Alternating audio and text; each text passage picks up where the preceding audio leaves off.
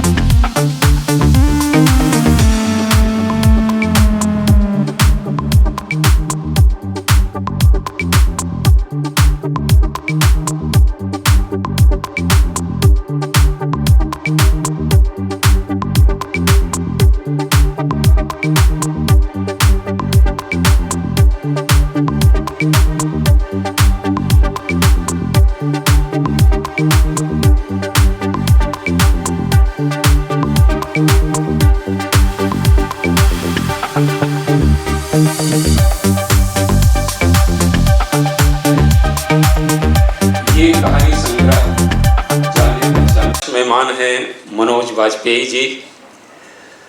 कुछ आप सब लोग उनको अच्छी तरह जानते हैं, मैंने भी उनकी अधिकांश फिल्में देखी हैं। एक प्रयोगधर्मी अभिनेता के रूप में वो जाने जाते हैं। सत्या हो कि शूल हो कि आरक्षण हो कि राजनीति हो या द फैमिली मैन, ये अलीगढ़ हाँ फैमिली मैन के जरिए आपके घर घर में पहुंच गए। अभी जी सतीश के बहुत पुराने दोस्त। अच्छा, सुपर्ण सुकन्या और आवान यही मंच पे खड़े रहेंगे, अभी जाएंगे नहीं।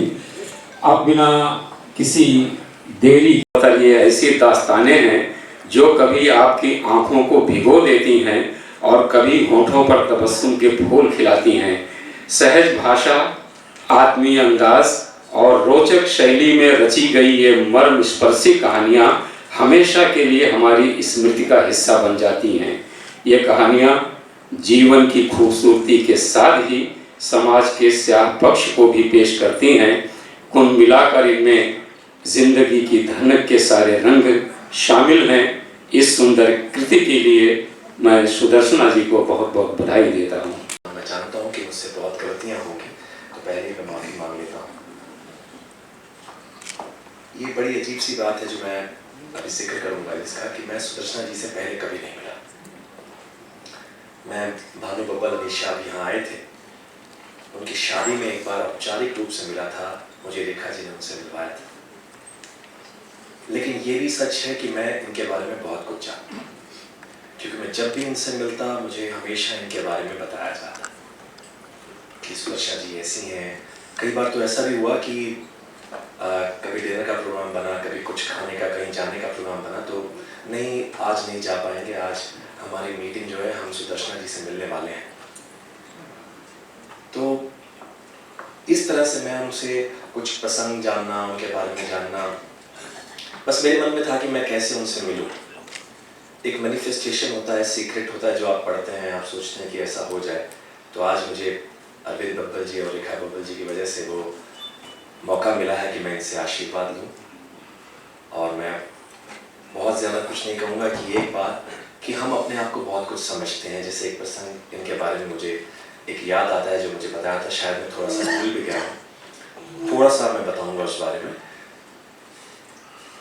कि 84 लाख योनियां लेने के बाद ही एक मनुष्य का जन्म होता है, ऐसे हमारे ग्रंथों में, हमारे उसमें लिखा हुआ है। तो हम जो अपने आप को जो पुरुष समाज जो कहा जाता है हमारा भारत, तो बहुत कुछ समझता है। लेकिन यहाँ सुदर्शना जी के विचार बिल्कुल भिन्न है। वो कहती हैं कि जहाँ 84 लाख योनियों के बाद किसी मनुष्य का कि एक आत्मा को एक जिस्म मिलता है, एक शरीर मिलता है, तो उसके बाद वो जो कर रहा है ठीक है, कोई बात नहीं। यानी वो सबको एक ही नज़र से देखती हैं, वो सबको किसी को छोटा या बड़ा नहीं मानती। एक ये बात, और एक और बात जो बस बोलकर मैं आपसे इजाज़त लूँगा, कि वो किसी के लिए भी कुछ भी करने के लिए तत्पर है। 1 मिनट के अंदर आप बोलिए और वो काम हो जाएगा। वो चाहती हैं कि बस सबको सहयोग दें, सबका साथ दें। बस मैं इतना ही कहना चाहूँगा कि मैं फिर से सौभाग्यशाली समझता हूँ अपने आप को कि मुझे यहाँ बुलाया गया। बहुत बहुत धन्यवाद।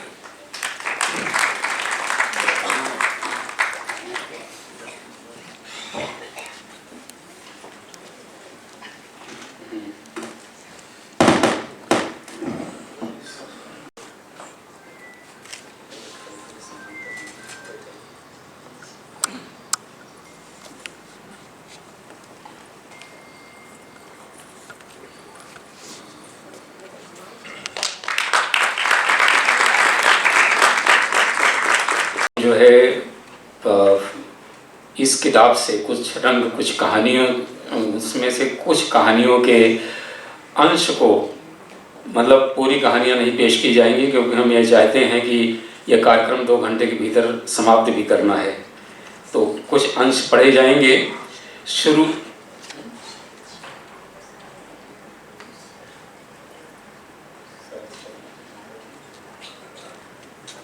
आपके बीच में शरद शर्मा जी बैठे हुए हैं, कृपया मंच पर पधारें। चरण शर्मा, अच्छा सॉरी, चित्रकार चरण शर्मा जी हमारे सामने ही बैठे हैं।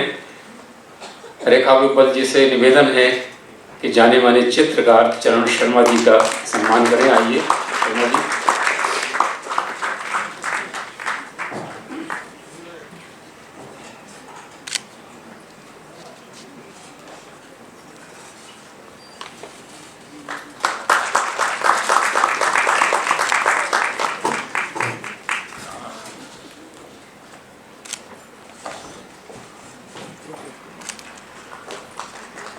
वैसे कुछ नहीं हो रहा है मेरे साथ, पर जो होने वाला है वो इतना भयानक है कि मेरे देह पर मुझे इतना अभिमान है, जिससे इतना प्यार है, वही मुझे सिर्फ 24 साल की उम्र में मरने के लिए मजबूर कर देगी।